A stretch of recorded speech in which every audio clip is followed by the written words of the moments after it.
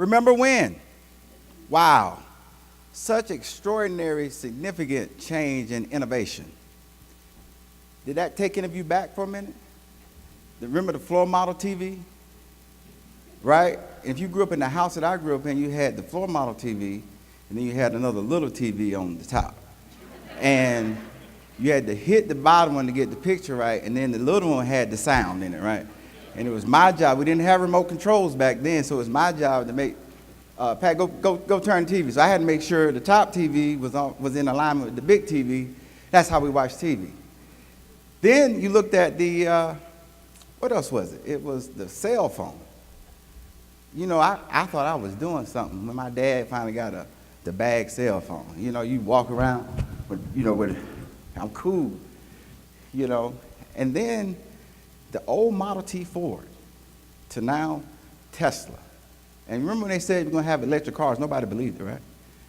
So I started with that because your industry, information technology, made that change possible. It's a lot of brilliance in this room. The people you manage, the people that do the code, that's their work. And I argue that nobody wants to go back to the floor model TV, right? Nobody wants to take 5 people to pick it up and carry it, right? Nobody wants to go back to all those wires we had with the bag cell phone, right? It's change. And when you go through change, I can tell you about she's 79, she'll be 79 in April, my 79-year-old mother. I could never get her to get rid of she called it her flipper phone. It was her flip phone. And she said, I'm good with my flipper phone. And finally they told her we're going to discontinue that phone. So I finally got her to migrate to an iPhone. And when I tell you the anxiety that I had, and I still have to help her, she freaks out about everything, but she doesn't want to go back as much as she don't want to admit it. So that's what we're going to talk about today. Leading through change, HARP style. Good morning, PMI Palmetto. I am Patrick Griffin, and I am so honored to be here. Thank you to your local chapter for inviting me. And I'm really excited because guess what? I'm home. This is where I was born and raised, Greenville, South Carolina. So I go talk to a lot of people, and when I get, they say, where are you from? And I tell them, and I can't say Greenville, I have to say Greenville. And because, you know, it's my southern accent. So I'm glad to be home. But I have 20 plus years in healthcare leadership in patient financial services arena. Some of you may be saying, what is patient financial services, Patrick? Patient financial services, in the easy sense, we're the ones that send the bills. We're the ones that make you cuss when you open your mail, right? And I've been doing that for 20 years, and it's been a great ride. But one of the things that we need and that we've always had to have was technology and automation. We can't do it without it. And I argue that I know there's a lot of industries here represented that you're doing project management for. And if you look back at your organization 10 years, 15 years ago, and you look from the transformation that you've experienced, it's because of the work that you do, the technology. So we're so dependent on you as operational leaders. And so I value and I respect you. And I will tell you, I am not here today to be an expert in your industry. But I do want to push you a little bit in how you think and how you approach what you do. So I want to talk about change. And I want to do that through 3 things. And that's, you know, these things of people, process, and technology. So you all have the technology, right? You all know that. Technology is easy for you. The piece that becomes a little bit challenging is the people in the process. And I argue that regardless of what organization you're in, things have to be done quicker, faster, more efficient, and leaner. And if they're pressing operations we got to get it done quicker, faster, then you're going to experience that too in project management. And so that's what I want to talk about is how do we marry people and the process piece. You got the technology, right? So I don't know if anybody's ever seen the movie Drumline. It's a part in it that says one band, one sound. And that's what I argue that we have to be collectively to be successful as we move forward, is that people, process, and technology need to be one band, one sound, singing harmoniously together. So that's what I want to talk with you about today. I do need to start with a story because I will kind of keep going back to this story and to talk about, because we've implemented a lot of technology, and I work in healthcare, I work at the hospital, I work in Charlotte. And one of the most, I would say, challenging pieces of technology that we implemented was an IVR. Anybody know? It's the interactive voice response system. It's the answer, I call it, it's the person who answers the phone when you call DirecTV, AT&T, to try so you don't talk to anybody. They try to keep you in that, so you don't talk to anybody, right? And so when I gained responsibility for our customer service team, we didn't have an IVR. They told me we did, but when you called, it really was just a glorified answering machine. Hello, that's about all it would do, right? And so I kept pushing to say, our patients deserve better. They need to have an experience that's similar to what they've experienced in the retail environment. And so we implemented a new IVR. And we said, hey, we want speech recognition. We want to be able to tell the account number. That is so frustrating when you put the account number in and then you get on the phone and they say, give me your account number again. We wanted to give the rep the account number, so once the account number is entered, they have all that. We said, here's what we want. And they went and programmed it. And they were like, oh, Patrick, it's going to have speech recognition. It's going to do everything you ask it's going to do. And I'm like, woo. Now, it took about a year for them to program it. And when we went live, it was an utter disaster. I mean, patients couldn't even get through. So we had to work through a lot of issues. But I want to say, fast forward 3 years later. It took 3 years to get that interactive voice response system working properly. So to me, whether you code waterfall, you just had a great presentation on agile, whether you're agile or whether you're wagile, do a little bit of both, right? I argue that you're going to have to change. You're going to have to be able to do it quicker and more efficient. And the only way I feel like we can do this, we've got to partner better with the business owners, with the customers. And that's where the leadership piece comes in. And that's where we want to talk about change. So let's talk a little bit about the reality of change first. And I like the way William Bridges tees up change. This is his chart. And there's 3 phases of change: endings, the neutral zone, and the new beginning, right? And so the endings, all good things have to come to an end, right? All good things have to come to an end. We had to put an end to the floor model TV. We had to put an end to the record albums, the jigga, jigga, jigga. We had to put an end to that, right? And we talked about it. We wouldn't want to go back. But in life, so many things that we do in the work environment that we do personally, we don't do in the work environment. And I hate to use this analogy, but we celebrate endings in our personal lives. If you lose a loved one, you have a celebration of life. If you lose an animal, you celebrate the life, right? And I argue that, and what William Bridge is arguing is that sometimes you need to celebrate the ending of the old. It might help people get more accustomed that, okay, that's going away. Then you have this thing of the neutral zone. This is a better depiction of the neutral zone from William Bridges' model. And so the A is the old, the B is the new beginning. The red is the incremental changes and transitions it takes to get to the new beginning. And what that is saying it's the absence of clarity between the old and the new. That's where people live at. So how do you get from A to B when you look at all those incremental changes? You got end of the old, You saw what the neutral zone is. And then you have the beginning of how do we get, and what I'm talking to you about today is we have to get from the old to the new quicker. Because I don't care if it's for-profit, not-for-profit, whatever company, organization it is, they want things faster.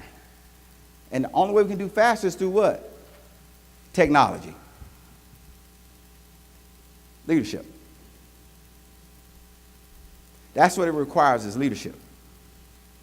So that's what I want to talk to you today about and go back to. So I'm here today to talk to you about my book, Hold Your Corner. So you may be saying, what is the HARP method?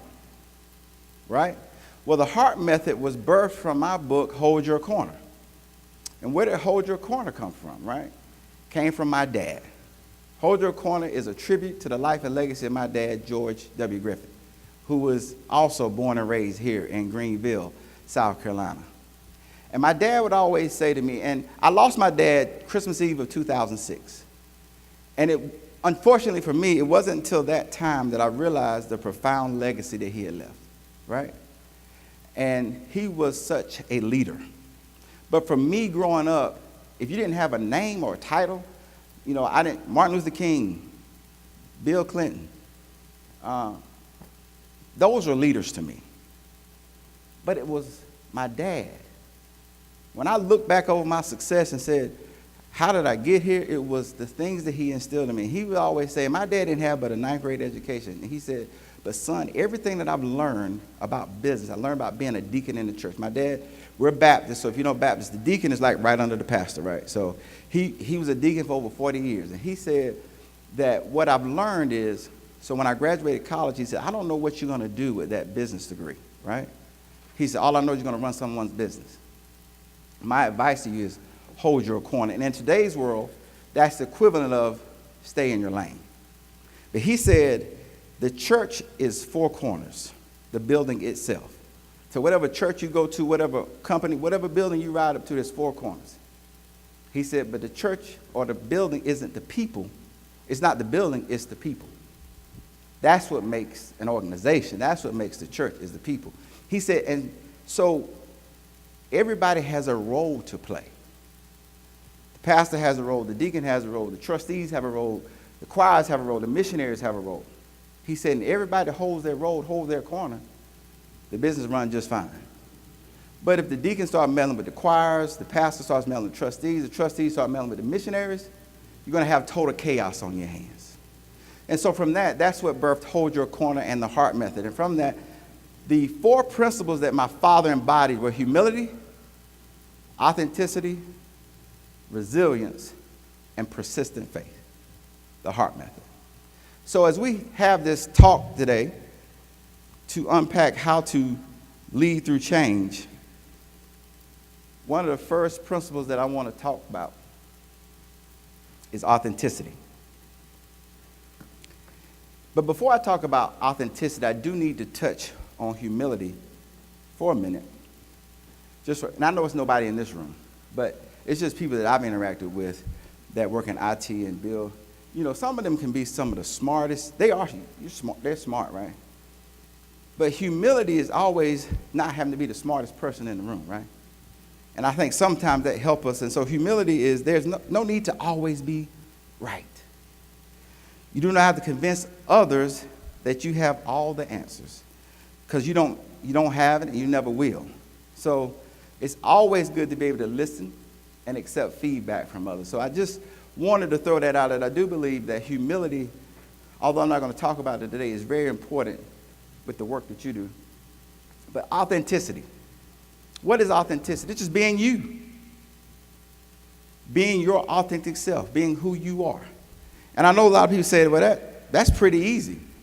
It sounds easy, but so often, especially in work, people feel like they have to be someone or something that they're not to be accepted. Right? And if you don't accept you for who you are, no one else is going to accept you for who you are. So above anything, be you. I want to share this quote with you that's in my book. It says, while we may wear many hats in our lives, it is important to only wear one face. Do you understand what that's saying? It's saying that you're a mother, there's fathers in here, there's bosses, project managers, there's best friends, dad, mom. So it doesn't matter, so you have so many roles that we play, but keep the same face regardless of the role. And if we do that, that just breeds success, and it draws people to you. Anybody ever heard of the word alter ego? How many of you have an alter ego? I do, right?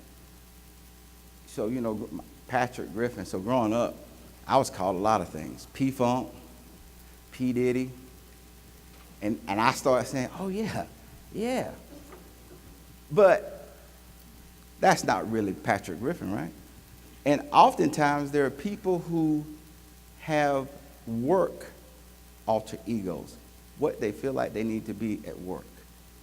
And so I just want to push you there to always be your authentic self.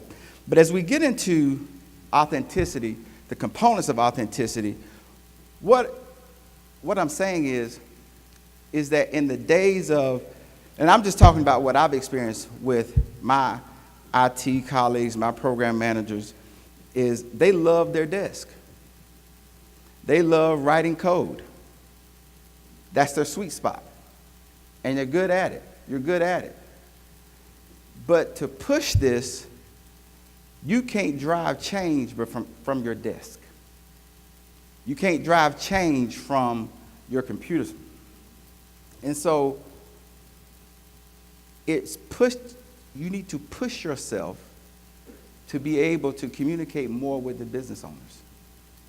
I'm going back to that IVR component about one of the skills that goes in authenticity is being transparent. So I said I wanted voice recognition, right? And when it went live, they couldn't recognize. When I called, my southern accent, it couldn't pick it up. It didn't know what I was saying. And so we had to keep unpacking that and find out that there's these different languages: direct language, natural language. Well, Patrick, what you want is natural language, and we did direct language. Why you didn't tell me that? We could have solved this 3 years. The point I'm trying to make is, in today's environment, we do not have 3 years to get it right. That's why we have to communicate and over-communicate. The other thing I would say is listening. Listening comes into authenticity. Being able to listen to everybody. And like I say, you guys are so smart. We couldn't do it without you, right? But you have to be able to listen to others' views and then make sure you understand what is being said at the table. And a lot of times I think because we're already trying to think of how to program it, how to build it. Oh, I know how to do that. But make sure you understand what the problem is. This is a guy that works, he doesn't even work in IT where I work at. He's actually in our division, but he lets you know every day he has with my computer science degree, I just know this and depending on the day of the week, I know that, so I can just overlook him, right? But some days, it can be a little, some days, right? I'm going to show you an email he sent. I don't even have time to read it, but this is how he talks to me. Patrick, it's the 835 PLB data being provided. Then he talks about these FB offsets. It's going into L6 interest, ICM payments. What are you saying? Really, dude? And really all he needed to say was, I don't think we can automate this process. I just really don't think we can automate this process. And well, man, you did a lot to tell me that. And so one of the most important things about authenticity is listening and understanding. So both sides, and I'm not saying as operations that we're perfect, right? Half the time we come to you all, we don't even know, I just want it. What do you want? I want it to work. Tell me what you want to work. So you got to be able to use your soft skills to interact and relate to your customers. And you know, a part of that listening is sometimes, and like I said, I know it's nobody in here, right? But listening is so important. I'm gonna show you a video on listening. The HARP Oh my God, something's wrong with this video. To be honest, Hey, guys here locally told me I had to get somebody, that they're here local, but I would have to call this number. Oh my God, to get, I can't believe this is happening to me. Let me call this number to get help with this, because I don't know what's happening with this video.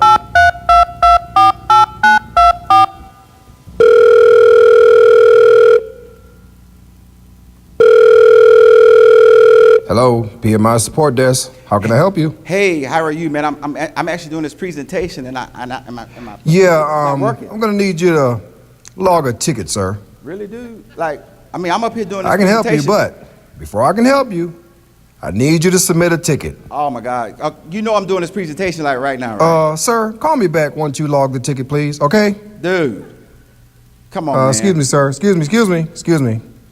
Call me back once you log the ticket, okay? Thank you. I know nobody in here does that, right? I mean, you guys love tickets, don't you?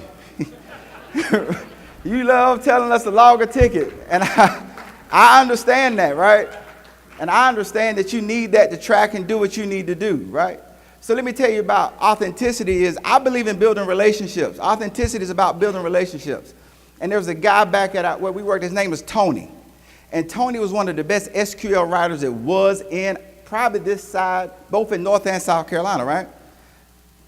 And he knew it. Get in line. Put your ticket in. I got it. I'll get to it. So I learned what he liked to drink. He loved Mountain Dew. So I go get a case of Mountain Dew. Hey, Tony. Here you go. You my kind of guy. Everybody, why are your tickets getting done so fast? I don't know. Maybe they're not as difficult as yours. But I use that to say you've got to build relationships to be successful. You also have to be vulnerable. To say you don't know, or let me make sure I understand exactly what you're asking. Going back to the ticket exercise, when I say build relationships. So I build relationships with my IT program managers, and they say, Patrick, so let me make sure I hear you clearly. This is the problem. We can do it, and we can get it done in this amount of time. Now, you know what you need to do from here. So back in my world, it's called an OSR, online service request ticket. And go ahead and do that and CC me. So they made me feel special. They made me, she listened, she heard, then she said, nah, but you're gonna need to put in this ticket. And so, but she heard me, we talked about it, she had a good understanding of what was needed, and so we can move on. Meet people where they are. And before you can meet people where they are, you have to understand who they are and what they represent. And that's where self-awareness comes in. You got to understand yourself, too. I'm a real estate agent as well, and I never forget I had a transaction, and there was a transaction, and the other agent, she was a lot more seasoned than I was. I was about 24, 25, and she just gave me a hard time out the gate. Because you little young buck can't, and so when we got to the closing table, I can't remember, she took me to here in like 10 seconds. And we were doing the closing in the building that my firm was in. So the attorney, I didn't even know that she called my broker in charge. And he came down and he said, what are you doing? I said, I told you that woman is getting on my nerves. I said, I had it with her. And he said, well, it's your fault.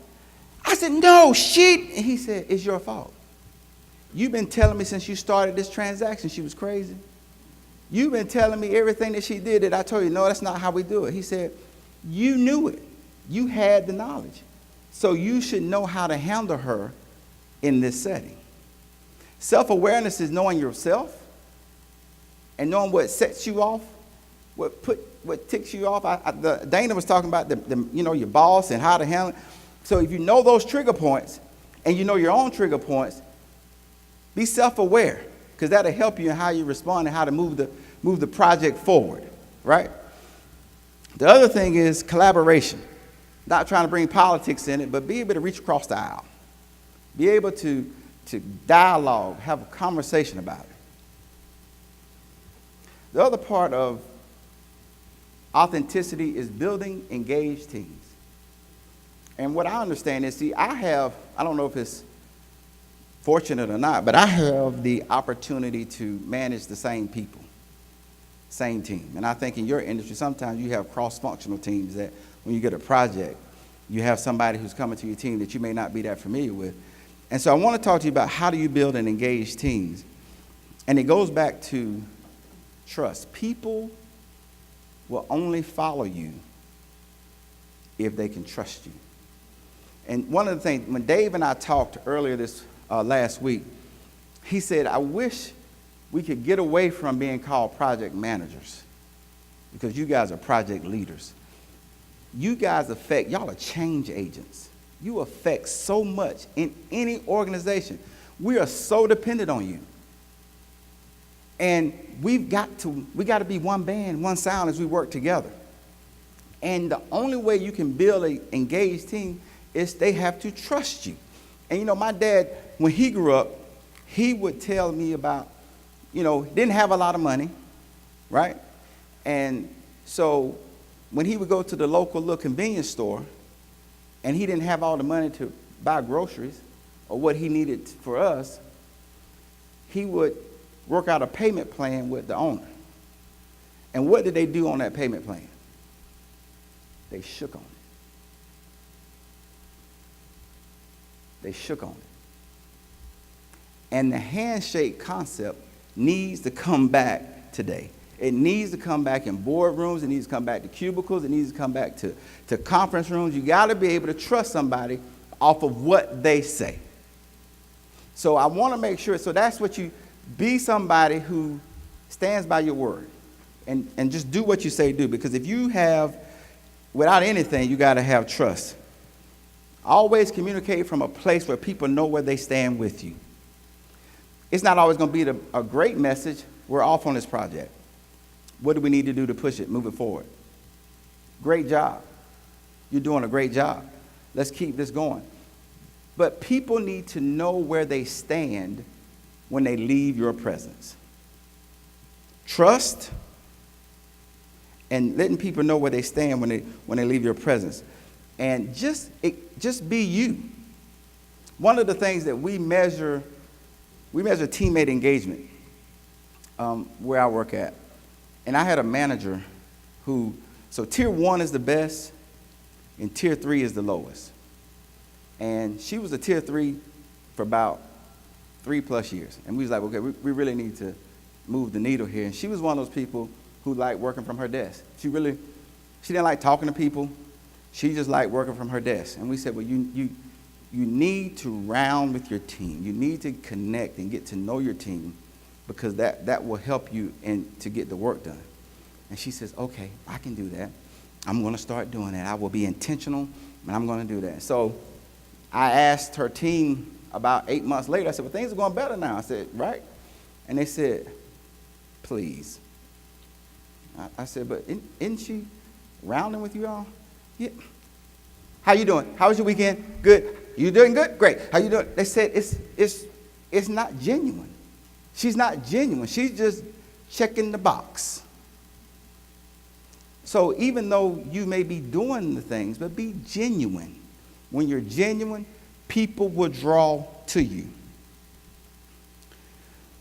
Just always remember that you are always on stage, and that people will accept you for who you are if you are who you really say you are. Accept yourself as an original. You are an original, both fearfully and wonderfully made.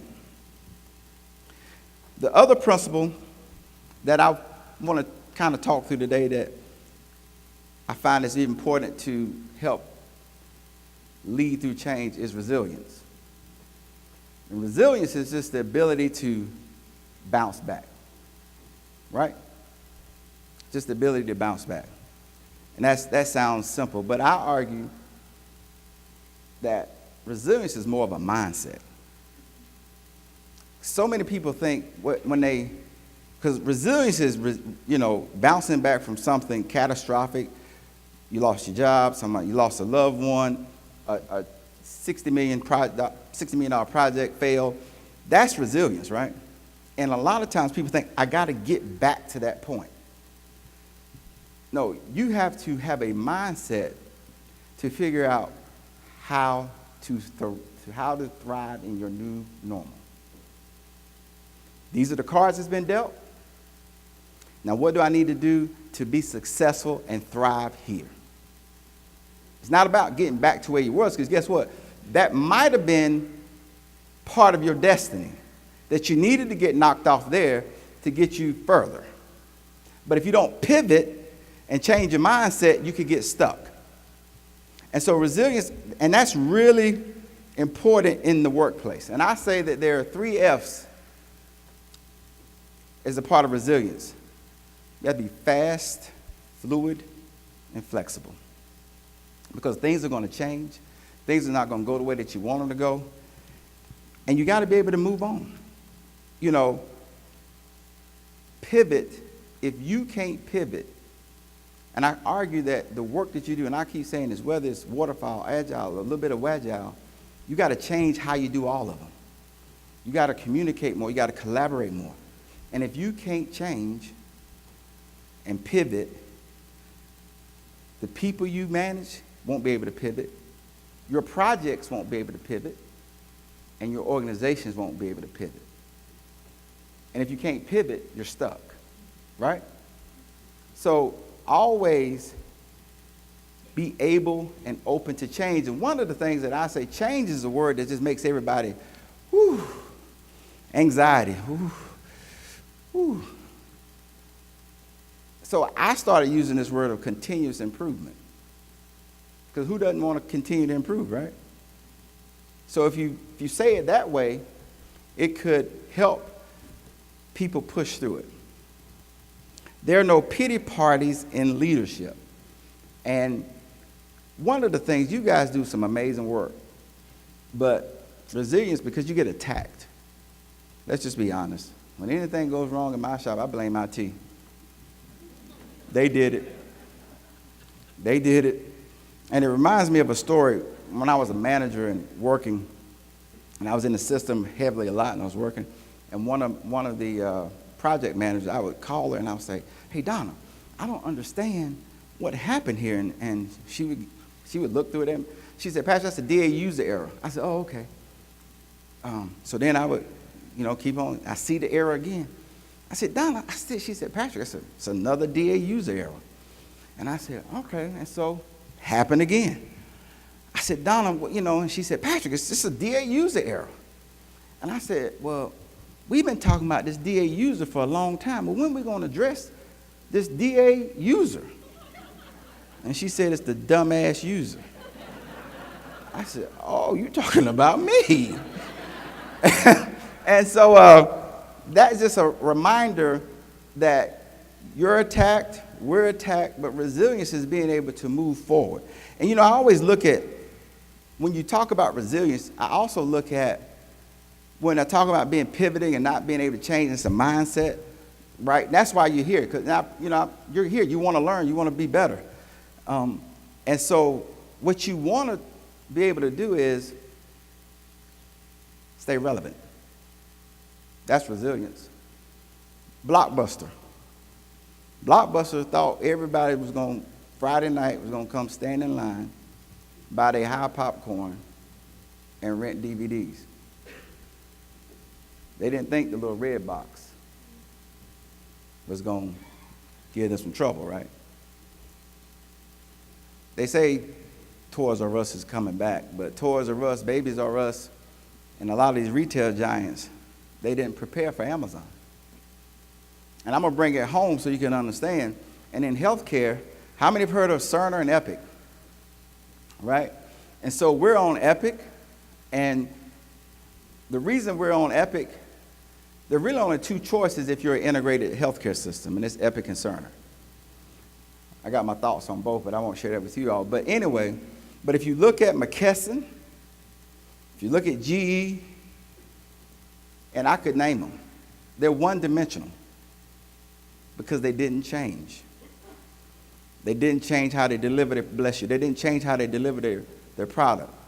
They didn't try to work with the customer to better understand their needs and how can they build technology to make it an integrated system. I remember the days we had medical records this thick and they sit on the end of the bed and the physician had to write it all.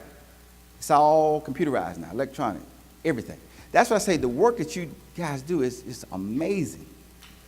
And the only way that we can change is with what you do. So we have to be resilient. And I understand, the world in which you all are in, and a lot of you, like I said, I'm not no expert on your industry, but I do understand the magnitude. You have ERP systems, and some of you all are managing projects for major organizations that are trying to consolidate and combine all across the United States. And you have billion-dollar projects, and you're trying to figure out how you can make it all work, and then it fails, and oh my God, we got to try to get back to that. Maybe it needed to fail. I always say the key to success is failure. Maybe it needed to fail to get it right. I go back to that IVR. When I looked, it was painful, but it needed to fail because it changed the dialogue between IT and the business owners in my organization. Because we said we cannot have this happen again, where it takes this long, because it's not about the business owner, it's about our patients, it's about the customers. And so we had to realize that we've got to change what we're doing to do that. So many people just can't move past rejection. And in your industry, somebody might steal your idea. They may steal a code you did. So what? Be resilient, move on. You may get passed over for the promotion.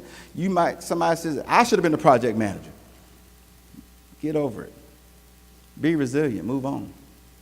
I want to share this quote. Make certain that the thoughts being planted in your brain are seeds and not weeds. That's resilience. Regardless of what happened, know that there's something that you can learn from it and make it a seed for growth, for future growth. Change is difficult, but not changing is fatal. We all have to change how we deliver what we do, because if we don't, it could be fatal to the organizations that we work in. And I want to give you resilience too on this. I don't know if any of you saw this story. It happened in Charlotte. It made national news. You see inside edition, it's called South Park Susan. And South Park Susan racially attacked two African-American women while they were waiting on AAA because their car wouldn't start. They were in their apartment complex waiting on AAA, and she attacked them. I don't want to talk about South Park Susan, though. See the young lady to the far right, the polka dots and the blue, that's Mary Garris. And Mary Garris is one of the managers that work with me. And she was one of the ones that was a victim of that incident. And when you know your people, so she came to me, it was on a Monday, and I was on a call and talking to somebody, and she was standing at my door, and I said, you need me? And the look on her face, I knew she needed me. So I said, I need to deal with this. She came in my office and she just broke down. She told me what happened. I was sick. And what you have to know about Mary is the salt of the earth. She is the sweet, I'm telling you, everything come out, hey honey, what you doing? How you doing? Good. She has the most positive outlook on everything. Her saying, and TMI, I said, Mary, I know we had a tough day yesterday. She said, Patrick, it's okay. I went home, sat on the toilet, flushed it all down the commode. That's the day's done. That's a new day now, right? That's Mary. And she was hurt. Her sister was hurt. But the resilience in the story was not that, although what she went through, she said, I just need help. People don't know the full story of what they encountered when they were just trying to get help. That's why she ended up in my office. And one of the things about leadership is that you're in a serving role. And as project leaders, you're always asking somebody to do something for you and get it done by a certain time. Because I got to meet the goal. We got to meet the deadline. And that's what Mary, where are we at with my AR? I got to get this done. Where we at? So I'm always pushing Mary. But guess what? She needed me then. So I had to sit and just, I was like, okay, wow. And so I worked with her, and she said, I don't know how to handle this. She said, but I know it needs to be told because this needs to stop. So we helped her on how to get the story out. And so the resilience, though, is Mary leads a team of African-American women, African-American males, Caucasian females, Caucasian males, Asian males. She would leave my office hurt. Hey, how you doing? She didn't treat anybody any different, regardless of their race, even though she was what? Attacked. She had to change her mind every day, every second. That's resilience. Because you're going to be attacked. Your work is going to be attacked. But you got to have the mentality to kick through it. So I wanted to use that example because it's a real life example of what it takes to be resilient. And so I'm trying to think what my next slide is, because I guess y'all see I have a lot of surprises in my PowerPoint. But one of the things I would argue is that you got to be retooled, be able to retool and figure out how to do it and how to move on and do things. But I do think I have a real video at this point that will sum up a little bit about authenticity and resilience, this next video. But before I do that, I do want to say that you all have gifts. The people you lead have gifts. And this quote, this is one of my favorite quotes from the book, is good leaders understand that gifts are to be honored with humility, treasured with authenticity, then protected with resilience, and operated through persistent faith. And so whatever the task is that you have, be persistent. Be your authentic self, be resilient, but in everything, be persistent. Be persistent. But this short video kind of sums up what we're talking about, and then I have one last thing, and I think I will be finished. The HARP method, to be honest, was birthed from my book, Hold Your Corner. Hold Your Corner is a leadership book that is a tribute to my dad, the life and legacy of my dad, George Griffin. And in that book, I unpack 4 corners of leadership that he embodied and embedded in me. And that's humility, authenticity, resilience, and persistent faith, the HARP method.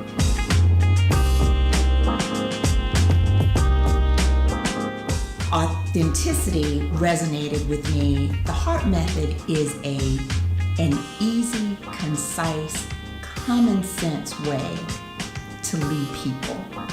One of the things, there are an awful lot of things that I'm not great at, but one of the things that was important and that I felt like I was very good at was authenticity.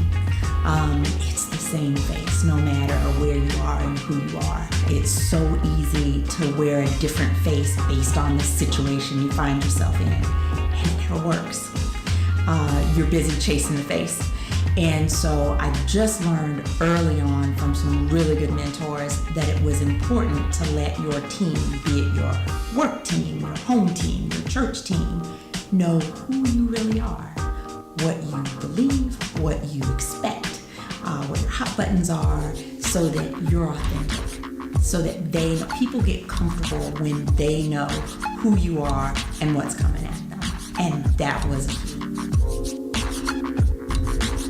In business and life, just in everyday living, you're going to make mistakes, you're going to fall down, and it's so important to be able to get up and move forward, and you have to learn from your mistakes. I thought what really stood out for me is that how important it is to stay in your corner, to do what you're able to do to the best of your ability, and not get out of your corner and try to mess in everybody else's pocket.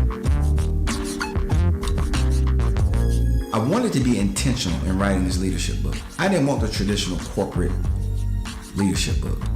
I wanted something that could help people be a better person, a better dad, a better mom, a better wife, a better husband, a better friend. So this book is designed to help anyone who wants to be better. The HARP method.